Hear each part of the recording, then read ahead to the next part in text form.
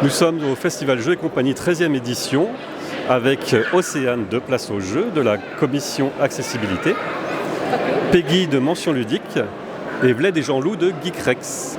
Alors, c'est un sujet qui nous tient vraiment à cœur au festival, c'est l'accessibilité partout et notamment dans les jeux. Océane, est-ce que tu peux nous dire un peu la genèse de cette idée, de ce projet ?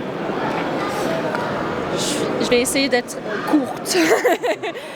Ça a commencé en fait avec Laura, notre première volontaire au service civique, en 2012, si je ne dis pas de bêtises. Au pire, on me corrigera après.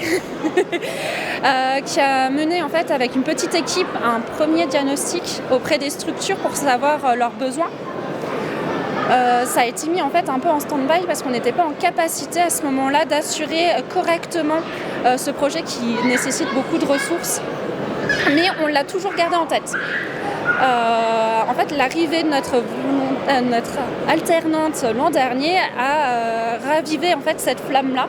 Et du coup, on a toute une petite équipe ici qui a permis de justement de monter concrètement ces débuts là en 2012.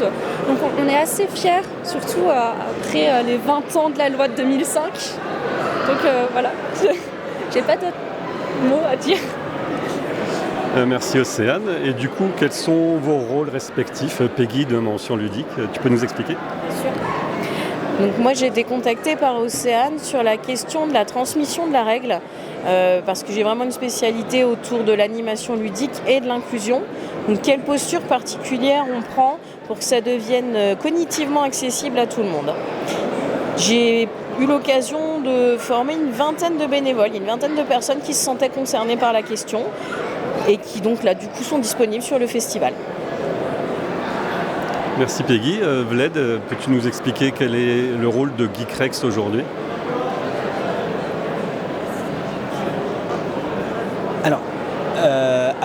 En premier, je vous donne deux informations. La première, je ne suis pas interprète professionnel. Donc ça veut dire que quand Jean-Loup il va s'exprimer, moi je vais le regarder, je vais essayer de comprendre et après je vais résumer. C'est pas un travail de traduction directe. Attention. La deuxième, je vais essayer de signer en même temps.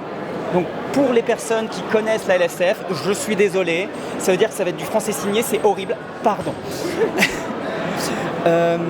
Jean-Loup, tu as envie de t'exprimer en premier ? Voilà, donc on explique l'association, c'est ça, les différentes choses qu'on fait, c'est bien ça ? L'association Geekrex, pourquoi est-ce qu'on a eu l'idée de la créer ?